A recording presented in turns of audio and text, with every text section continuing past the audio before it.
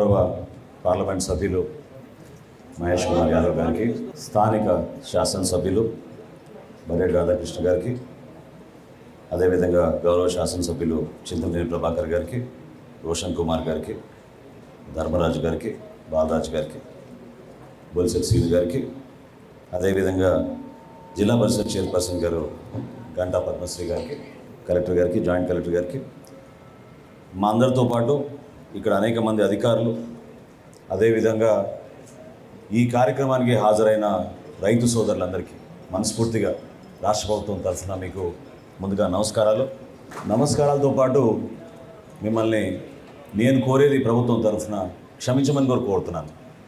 ఎందుకంటే మీరు పడిన కష్టాలు, పంట పండించడంలో మీరు ఎదుర్కొన్న అనేక సందర్భాల్లో ప్రభుత్వం నుంచి వైఫల్యాలను కూడా మీరు చూసి ఆ ఇబ్బందిని తట్టుకొని తరతరాలుగా మీరు మన జిల్లాకి మంచి పేరు వచ్చేటట్టు మీరు కష్టపడతానే ఉన్నారు. గత ప్రభుత్వం రైతాంగాన్ని సంక్షోభంలో నెట్టేసింది. ఏ దుస్థితికి తీసుకొచ్చారంటే కష్టపడి పండించుకునే ధాన్యాన్ని అమ్ముకున్నాక చేతికి మాత్రం సొమ్ము చేరలేదు. ప్రభుత్వం పైన ఒక భరోసాతో, ఒక నమ్మకంతో ప్రభుత్వం అనేక నిబంధనల్ని పాటించమని మీకు చెప్పినప్పుడు మీరు ఎక్కడ కూడా దాన్ని పొరపాటు చేయకుండా ప్రభుత్వ నిబంధనల మేరకే మీరు కష్టపడి పండించిన ధాన్యాన్ని తీసుకెళ్ళి కొనుగోలు చేస్తుంటే అక్కడ కూడా అనేక సందర్భాల్లో మీరే చూశారు, మేము చూసాం ఏ విధంగా అక్రమాలు జరిగిపోయినాయి. స్థానికంగా ఏర్పాటు చేసిన ఈ రైతు భరోసా కేంద్రాల వలన ఎంత నష్టం కలిగిందో మన రైతాంగానికి మనందరం చూసాం.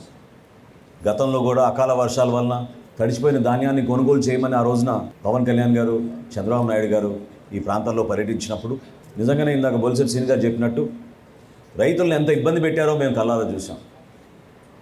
లారీలు తీసుకొస్తే 2 రోజుల తర్వాత రమ్మడం, ఆ 2 రోజుల తర్వాత మళ్ళీ తేమ శాతం ఎక్కువ ఉంది, వాళ్ళు రాసిచ్చిన రసీదు ప్రకారం మేము కొనుగోలు చేయమని చెప్పడం, నానా రకాలుగా వాళ్ళని ఇబ్బంది పెట్టి చివరికి వాళ్ళ చేతుల దగ్గర నుంచే డబ్బులు తీసేసుకుని రైతుల దగ్గర అప్పుడు వాళ్ళు కంప్యూటర్లో ఆ రికార్డులు ఎక్కించడం అనేది మనందరం చూసాం.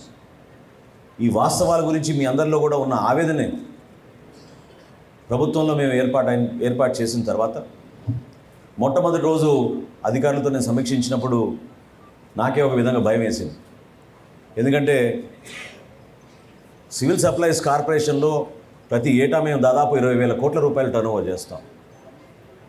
గత 5 సంవత్సరాల్లో ఎంత ఆర్థికంగా నష్టం కలిగించారంటే ఈ కార్పొరేషన్కి 40,550 కోట్ల రూపాయల రుణాలు తీసుకున్నారు సివిల్ సప్లైస్ కార్పొరేషన్ నుంచి.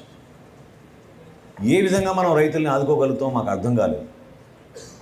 ఆ సందర్భంగా మా అధికారులు 1,674 కోట్ల రూపాయలు బకాయిలు ఉన్నాయి రైతులకి ఇంకా ఇవ్వాల్సిందంటే నిజంగా ఆ అవకాశం ఎట్లా కలుగుతుందా అని ఎదురు చూసాం. కానీ ధైర్యంగా మేము ఇంటర్నల్గా మేము మాట్లాడుకున్నాం, టార్గెట్ పెట్టుకున్నాం.